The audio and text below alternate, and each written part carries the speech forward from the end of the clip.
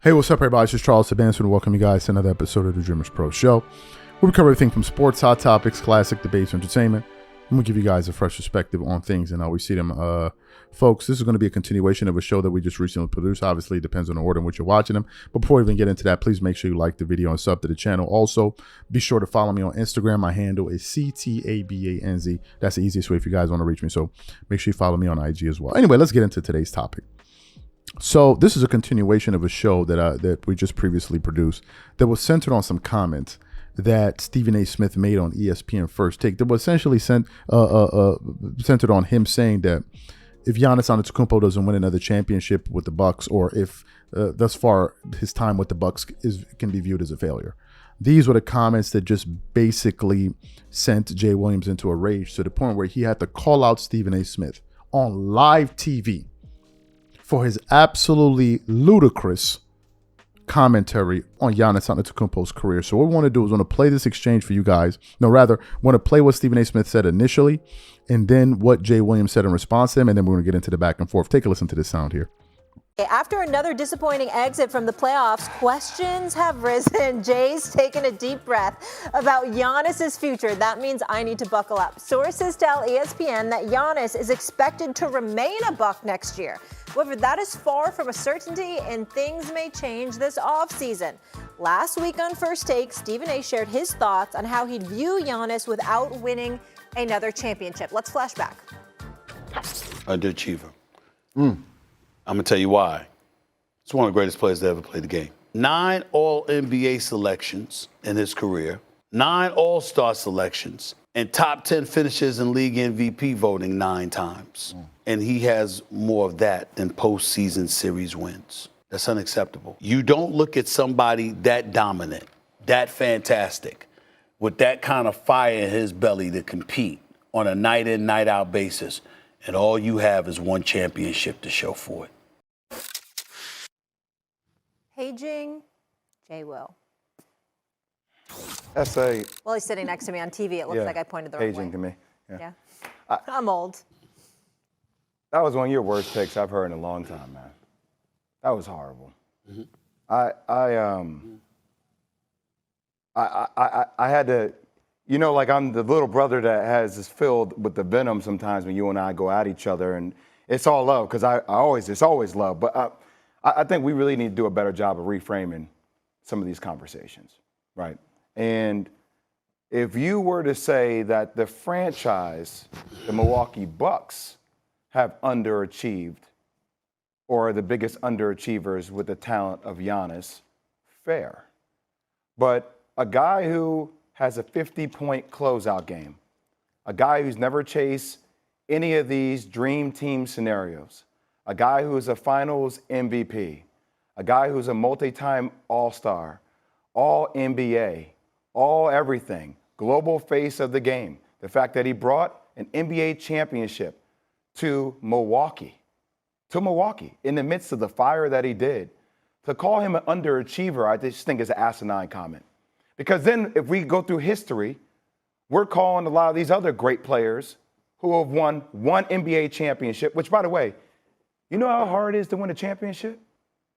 It's one of the hardest. It's like, okay, my college career, I'm an underachiever because my freshman and my junior year, we lost to Florida in the Sweet 16 and we lost to Indiana in the Sweet 16. And both of them went on to lose in a national championship game, but I got one my sophomore year, so I'm an underachiever because I should have more. So you're calling Allen Iverson an underachiever. You're calling Dirk an underachiever. You're calling KG an underachiever. You just called Oscar Robertson an underachiever because they've all got one championship. And because their talent is so great that in your mind, if they don't win more than one, if their career ends with only one championship, which just sounds crazy to say that would have negative connotation in it, which I think, frankly, is part of your job, having the seat that you have, having the career that you've had, right? We got to frame these conversations because there's no way in hell anybody who watches basketball, who knows the level of greatness that comes along with Giannis, would say that he's an underachiever. Now, maybe Giannis might think to himself quietly, hey, I wish I could have got more championships. But I think anybody who's won a championship knows how everything needs to align perfectly, from front office to coaching to personnel to the ball bouncing the right way every single time for it to pivot for you to win a championship. Fantastic. So you heard what was said there. So as after Jay Williams gave his thoughts, initial salvo, Stephen A. Smith responded. And let me tell you something, folks. He fired back at him, calling his comments asinine and all of this. And they got into this back and forth. And you could see that they were trying to keep it professional. But I know Jay Williams' blood was boiling because he wanted to say, bro, you need to stop promoting some of this crazy you do on TV every single day. But before we even get into the back and forth, today's video is brought to you by a sponsor, PrizePicks. PrizePicks is America's #1 daily fantasy sports with over 10 million members. PrizePicks makes it easy to get real money action on the sports and players you love. You pick more or less on at least 2 for a shot to win up to 100 times your cash. For example, this week on PrizePicks, I'm looking at the upcoming NBA schedule and selecting Stephen Curry for more than 29 points and Kevin Durant for more than 27 points and Anthony Davis for more than 12 rebounds and Luka Doncic for more than 8 assists. If you're like me and you like to play it safe, you'll love PrizePicks' new feature, Flex Plays. It's the safest way to play. You can still cash out even if your lineup isn't perfect. Plus, you can double your money even if one of your picks doesn't hit.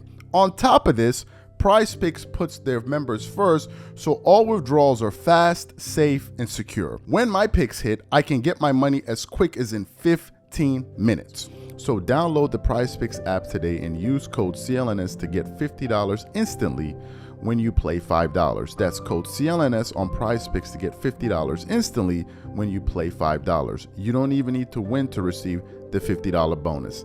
It's guaranteed. And remember, whenever you support this sponsor, you're supporting this channel. Thank you. So what we want to do is I'm going to play this sound for you now, and then want to come back and continue on. Take a listen to the back and forth here. I'm entitled to call your take asinine. A matter of fact, it's a bit worse than that because you're ill-informed, because clearly you didn't listen to what I had to say. Maybe you were stuck in traffic. Maybe you were negotiating another business deal. Maybe you were doing another one of your shows because you are a very, very busy and successful man, but you didn't listen to my full take. I specifically stated that Giannis is one of the greatest players to have ever lived. Giannis is phenomenal. Giannis is going to go down as one of the all-time greats. But when you're that great and you have one championship on your resume, people are not going to look at you the same. Perfect example, case in point, is Aaron Rodgers. Aaron Rodgers has won a league MVP 3 or 4 times in the National Football League. Aaron Rodgers has been to several conference championship games. Aaron Rodgers is destined for the Hall of Fame. Aaron Rodgers won 1 Super Bowl and has appeared in 1 Super Bowl and hasn't been to the Super Bowl since 2010. And look at how people are talking about him. Why? Because you look at a guy like Brady, you look at a guy like him and Patrick Mahomes and others, and you're saying that Aaron Rodgers' talent was on that level. There's no questioning his greatness and what he brought to the table, but you still find yourself saying, just one? We look at Josh Allen, who doesn't have one yet. We look at Lamar Jackson, who doesn't have one yet. And what do we say? There's an immense amount of pressure. You got football players, current and former, that look at them and they say, yo, what are you going to do? Why? Because they're asking for you to knock down the door. You look at those kind of situations. You brought up Allen Iverson. Well, Allen Iverson carried at 6 feet, 165, carried the team on his back, and the only thing that prevented him from winning a championship was Kobe and Shaq in their prime. But Patrick Ewing didn't win a championship. Hold on. Patrick Ewing didn't win a championship. Karl Malone didn't win a championship. John Stockton didn't win a championship. It doesn't stop them from being Hall of Famers. It doesn't stop them from being appreciated. But when you think about a conversation and what it entails about a player, when you're talking about their epitaph professionally and what they brought to the table, while recognizing their greatness, you do lament the fact that it was 1 title. Jerry West was the silhouette. Jerry West went to like 8 or 9 NBA finals, but he had 1 championship. There were people who appreciated his greatness, and then there was others who questioned why was he the silhouette. And they brought those questions into focus because you knew they were so great that you expected more.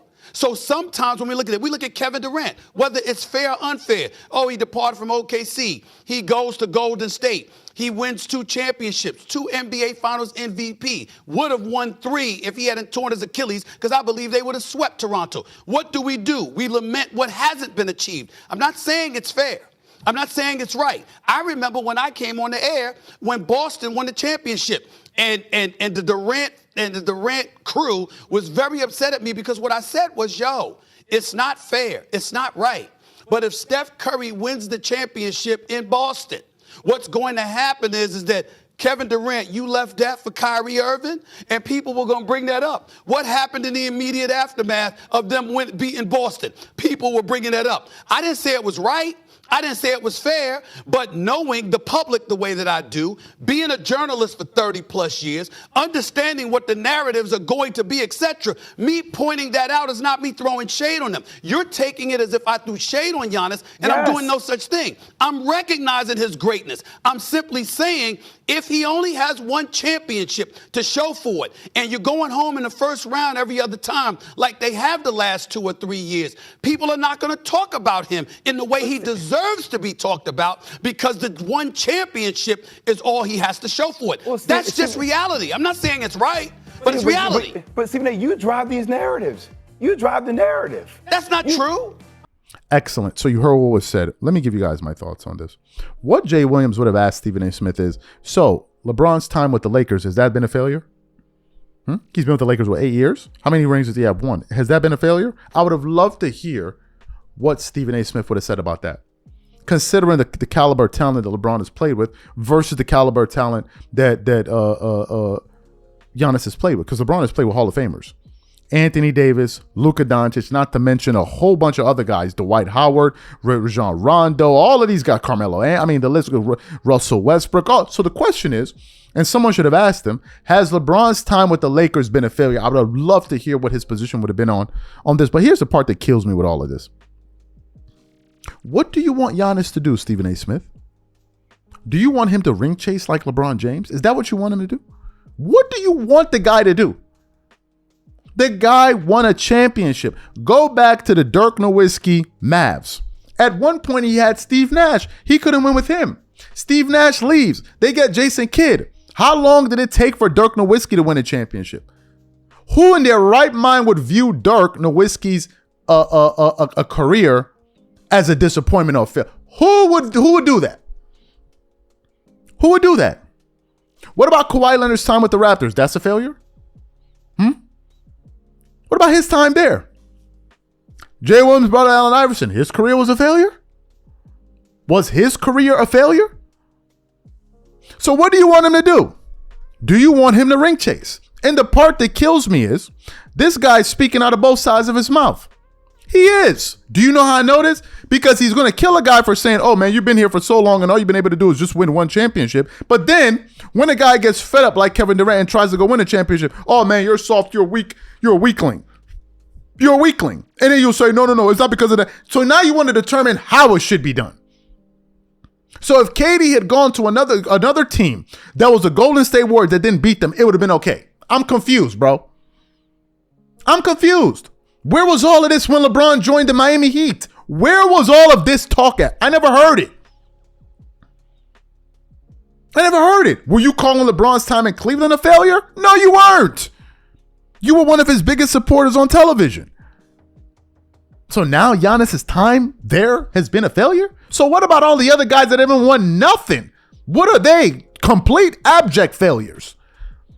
And this is what Jay Williams was calling out. That was a ridiculous take. There's no way to dress it up, bro. You cannot intellectualize a position like that. It's a ridiculous one from the onset. Who views Jerry West's career as a failure? Are you even joking? Who? He's one of the greatest Lakers of all time. But there are other people that have had greater careers, but that doesn't mean his career wasn't great. What are we talking about? Dwight Howard he ended up winning a championship. But during his time with the Magic, his time with the Magic was a failure? Are you even joking? What were the Milwaukee Bucks before Giannis stepped foot in the building? The last time they were relevant was when Ray Allen was there with Sam Cassell. Are we even joking? What are we talking about these days? It's not even like as if he's talking about guys that never won rings. He's talking about guys that won rings. Talking about it's a failure. Well, Giannis can only do what the best that he can do. And then Brian Windhorst tried to jump in at the end. Giannis has said that. No, Giannis is not. Giannis never said that. Giannis was the one that got on the reporter that said, do you view this year as a failure? He said, is it failure? He goes, it's part of the process. So now when did Giannis agree with Stephen A. Smith? Bro, this is the network Charles Barkley and these guys are coming to. And some people think it's going to be kumbaya and give me a hug and give me a kiss and rub my booty and it's going to be great and we're going to twerk together. It ain't going to happen, bro. That is an insane comment. Charles Barkley's career was a disappointment because he went to the finals and lost to Jordan. John Stockton's career was a failure, a disappointment because he lost to Jordan in the finals multiple times. What are we talking about, bro? And I'm not no journalist. I haven't been following basketball for 30 years. I'm just a guy reacting to the world around me. That was a ridiculous take, bro. That was a ridiculous take, and Jay Williams was on the money for calling you out. Bro, that's crazy. It don't matter if you're getting paid $25 million a year. It don't matter if you've been covering sports for 30 years. That was a ridiculous take regardless. Your position and your money and all of that don't unlame that comment, bro. That was a lame-ass comment. If you are lame with money, you're going to be a bigger lame without it. It don't unlame you. You're lamed out. That was a lamed out bozo comment. Period. Don't pull rank on people talking about I've been covering the sports, so therefore whatever I say is gold. Nah, bro. You can give a bad take too, son. That take was garbage. Straight up and down. It was garbage. Hot garbage. You bugging, talking about, oh, man, that's a failure. And then it's not what people are going to say. I'm saying what will be said. And he's like, nah, bro, you the one that be saying it. What are you talking about what people be saying? You're the one that went on Valuetainment. Man, I account for 2.6 billion views a year. So it's you. What are you talking about? I'm not going to say it. I'm not going to be the one saying I'm echoing the sentiment of what people say. But then coming out, yo. Have a nice Monday. Catch y'all on Tuesday.